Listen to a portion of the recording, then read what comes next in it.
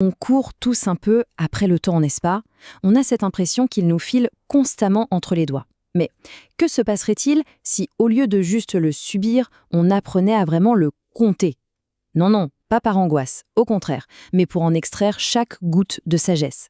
C'est exactement ce qu'on a exploré ensemble aujourd'hui. Voilà la question qui peut tout changer. Et si on se disait que vivre en ayant la fin en tête, eh bien ce n'était pas du tout morbide, mais que c'était peut-être même la clé pour vivre à fond chaque page de notre histoire. C'est ce postulat un peu provocateur qu'on va creuser. Alors, cette idée de compter ses jours, je sais, ça peut sembler un peu effrayant au premier abord. Mais en réalité, ce n'est pas du tout une injonction morbide. C'est bien plus que ça, c'est une requête profondément humaine, une quête pour trouver un peu de clarté, pour prendre de la hauteur face au courant incessant du temps qui passe. La source de toute cette réflexion, elle vient de ce verset très ancien du psaume 90. Et ce qui est fascinant, c'est que c'est formulé comme une demande, presque une prière. On comprend tout de suite que la vraie question n'est pas de savoir combien de jours il nous reste, mais plutôt comment faire en sorte que chaque jour compte vraiment, qu'il nous apporte quelque chose de précieux, la sagesse.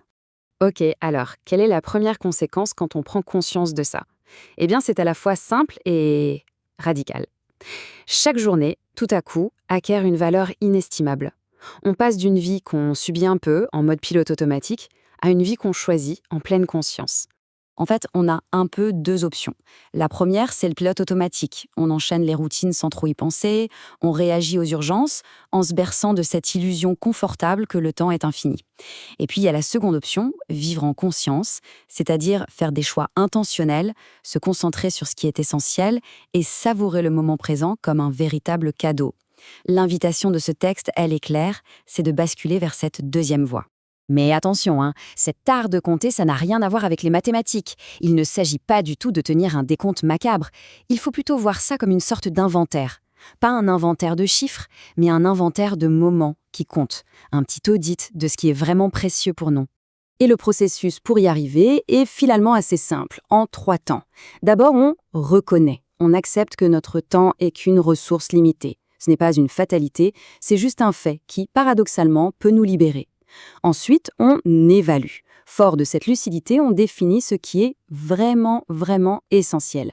Et enfin, le plus important, on agit. On aligne nos actions de tous les jours avec ces fameuses priorités.